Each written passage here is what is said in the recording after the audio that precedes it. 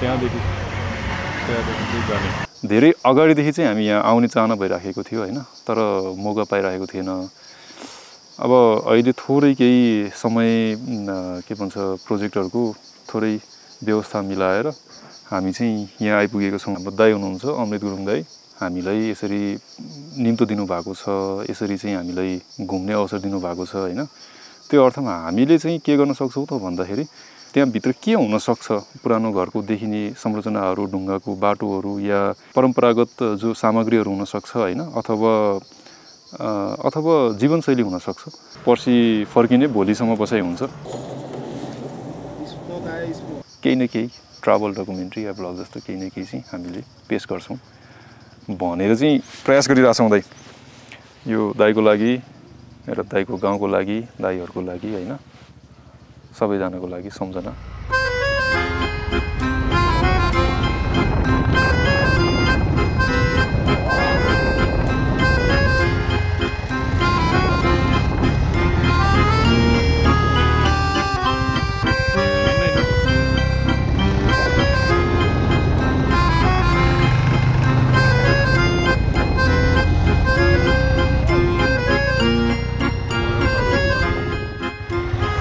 जस्तो लाग्यो मलाई त।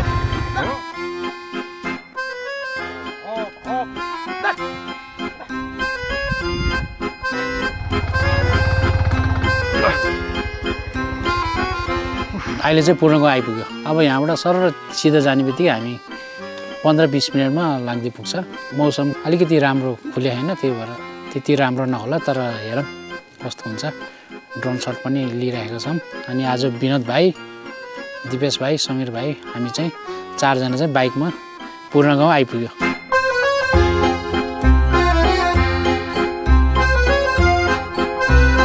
अहिले चाहिँ हामीले यो पूर्ण गाउँ मात्रै खिचेको थियौँ।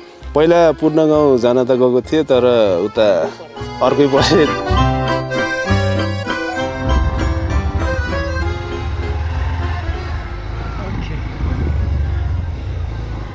पहिला मैले उयो बुटाहरू छ नि ठुल्ठुलो, मेरो बाउ नर्सरी थियो कि त्यहाँ।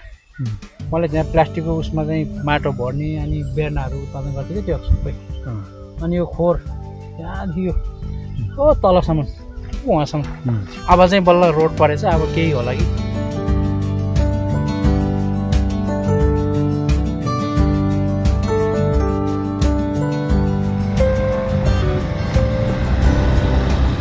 अब हामी यता गन्तव्य बाइक चाहिँ हेर यो 5 दिन अगाडि आएर बसेको। स्वागत छ हाम्रो गाउँमा तपाईँलाई। हजुर कहिले आउनुभएको? अस्ति म तपाईँको 3 दिन उहाँकै घरमा हामी बस्ने खाने यताउता सबै उहाँको। ल ल है मेरो मलाई धन्यवाद। ल हुन्छ दाइ, धन्यवाद। भाइलाई पनि स्वागत छ ल हुन्छ दाइ, ल लाङ्दी गाउँमा। ल थ्याङ्क यू दाइ, एकदमै ल। आइपुग्यौँ नि हामी त मोटरसाइकलमा फर्स्ट टाइम आएको, रमाइलो भयो।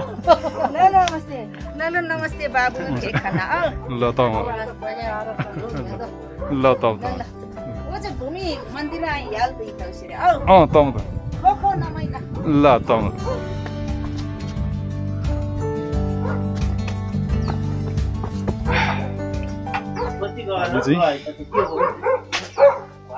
लाङ्दीमा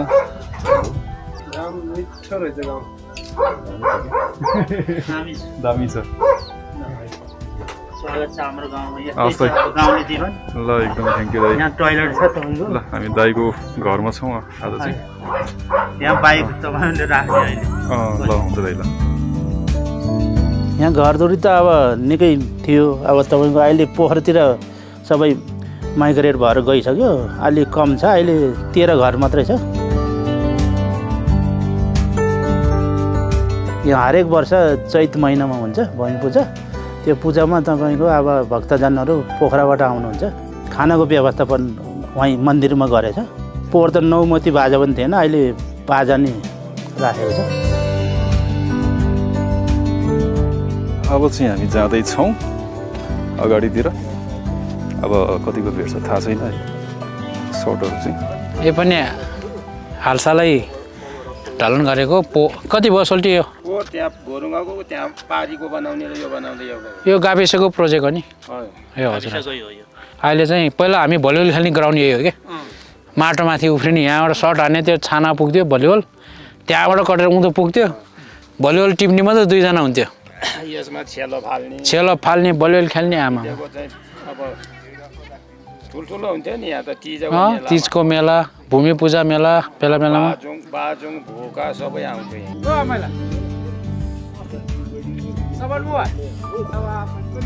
मामा सिरी आउनु भयो ओ प्रकाश दाइ नमस्कार है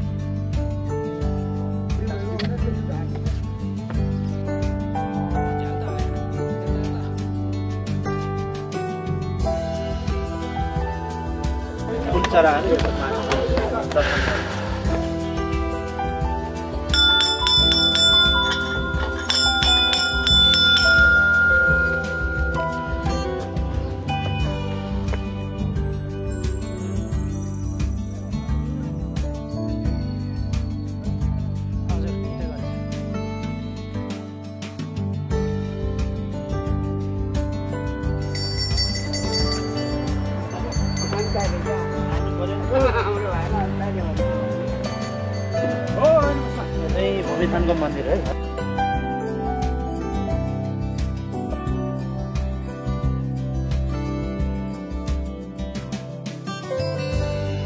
पूजा यहाँ गरेपछि यता लिएर त्यहाँबाट उतातिर भोलिसुरी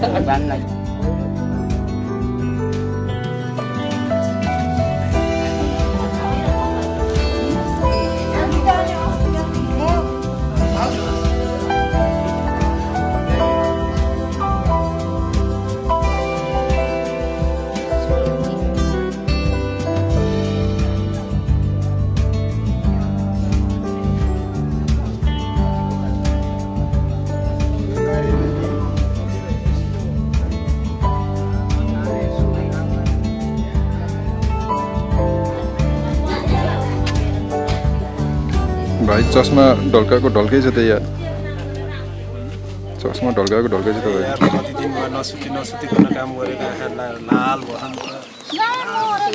यस्तो पनि हुन्छ आज तलबाट गाउँहरूको यही हो अब बजारको बेग्लै हुन्छ फेरि सकिन्न चिनी हाल्न पर्छ बजारकोलाई यसलाई त पर्दैन माथि घरको पनि हो कतिवटा छ गरी टोटल 10 वटा 10 वटा है गेला खाना त खाएर नि थाकिएन काम गरेर नि थाकिएन अब त 50 वर्ष राति पनि उठेर हिँड्ने बिहान उठेर हिँड्ने मोटाइयो भनेर खाना पचेन भनेर यहाँकोलाई फेरि यस्तो गाह्रो छ हामीलाई त गाह्रो भयो नि अब बिहान ढौरीमा यो मकै कोटाउँदा पानी समेत नखाइकन जानुपर्छ उस्तै पारे त्यो खाना खाने 10:30 बजी टक्क पुग्न पर्यो खाना पनि घर आउँदा बनाइदिए पो खाने एक सारे एकसम्म खन्न त पेट त कति लम्पट पर्ने यो चाहिँ पहिला सम्मै थियो क्या यो जग्गा त्यहाँसम्म मेरो जग्गा थियो यहाँ पुरै ठुलो पारी थियो क्या अहिले यो बाटो खन्दा त्यो डोजाले सबै माटो लिएर यहाँ थोपर्दो रहेछ यो गराडो सम्मै थियो यहाँ सबै यो लगभग अब 40 वर्ष अगाडि हो म 9-10-11 वर्ष थियो होला बाउ आमाहरूले अब बनाएको भत्किएको त अहिले 10-11 वर्ष भयो होला कति 8-9 जना कर्मचारीहरू यहीँ पकाउने खाने हाम्रो घर लामो थियो कि त्यस 6-7 वर्ष चाहिँ इलाको होला भाडामा पनि बसेँ यहाँ चाहिँ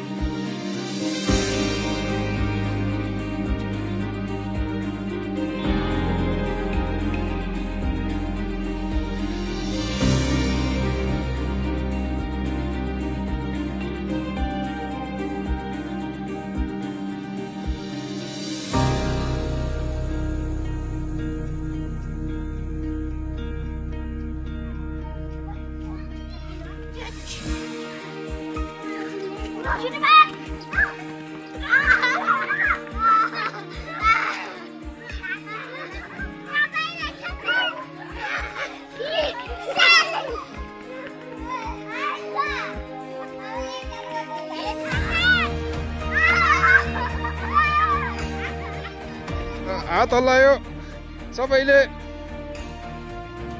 ल भयो भयो ल अब जाऊ खेल्नु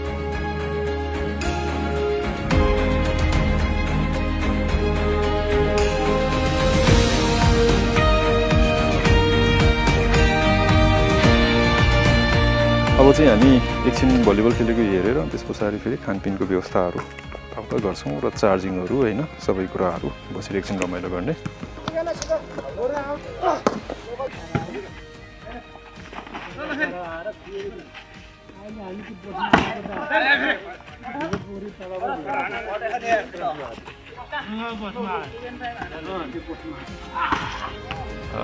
यहाँ चाहिँ भयङ्कर